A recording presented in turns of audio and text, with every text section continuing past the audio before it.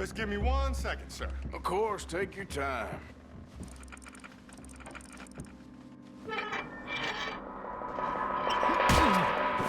Don't reach for that gun. Take his gun, Arthur.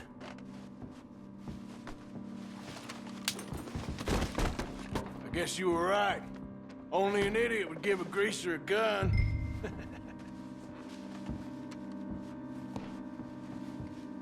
Idiot, huh?